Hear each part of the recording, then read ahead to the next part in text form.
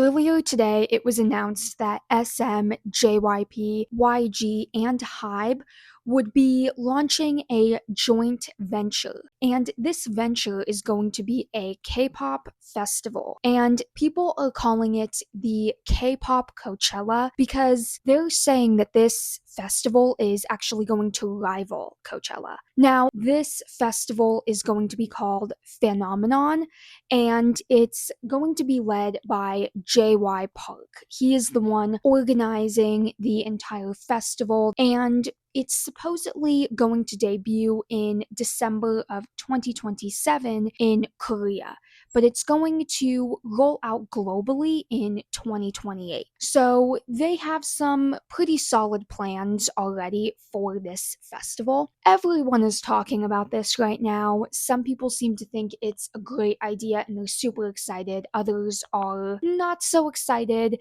and I'm a little bit mixed on this, but what I am going to say is I worry that in theory, this festival sounds like a good idea, but once it's actually put into place, it's not actually going to be as good as they're making it sound. It sounds too good to be true. So let's get into why I think this.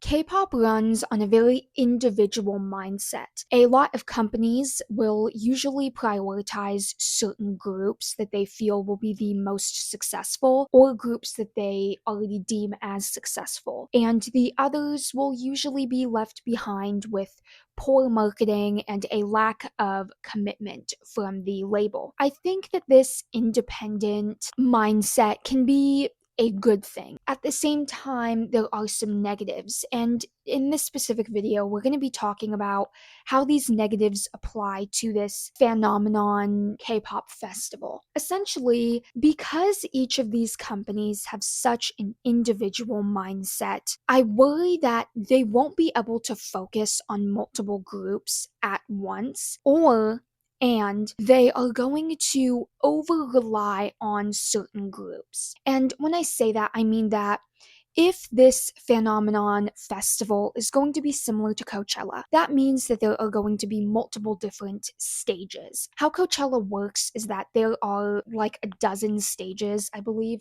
and different people are performing at once. While K-pop companies have already proven that they struggle to focus on multiple groups at the same time, and sometimes even their best-selling groups don't get their full attention. I feel like a K-pop festival that will rely on a lineup of dozens of different K-pop groups won't be successful because at least some of the groups are going to be neglected. Because of this, their performances aren't going to be thoroughly thought out like other performances, but also certain groups may be subject to more hate, and then of course fandoms get involved.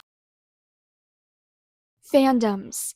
Okay, the fandoms are going to lose their minds. Now, continuing with my last point, certain groups will get more attention. When they pay attention to a certain group that they feel has a stronger fandom or is more successful, they will put more focus into their sets, even into their promotion at this festival. And the fans are going to pick up on this, and it will lead to fandom wars, but it's going to make the fandoms angry. And if one thing is for sure, in K-pop, you really do not want to anger fans, okay? Because some of them can get a little crazier than others. So that is a big concern. The risk of upsetting another fandom for the sake of another group. I hope I'm wording myself. I feel like I'm not wording myself clearly, or I'm just overthinking it.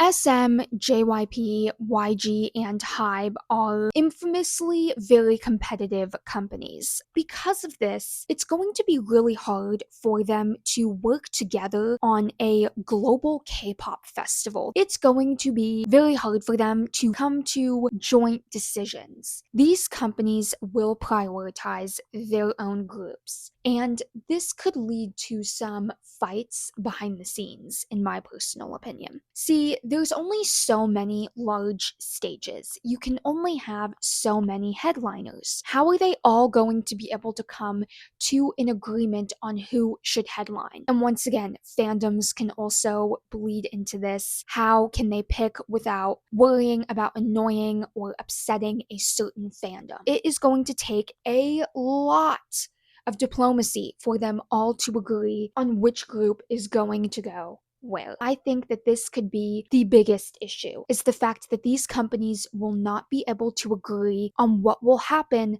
behind the scenes. I think that there is a likelihood that this could be one of the most successful festivals in the music industry if it is approached correctly. If these companies can mutually agree on which groups should headline and take the main stage, which I think is probably going to be the one thing they may struggle to agree on, then it may make it. I also think that hosting a festival where all of these major K-pop groups are going to come together is a genius idea, because it won't just draw in boy group stans and girl group stans, but it will also draw in a ton of foreigners. And I kind of think that's the goal of this festival, honestly. But also, this festival is still in the planning stages, and I believe the news of this K-pop Coachella actually dropped earlier today. All of the articles and all of the TikToks I've seen are from earlier today. So this is very recent news. It's still in development. This event, if you want to look more into it, is called the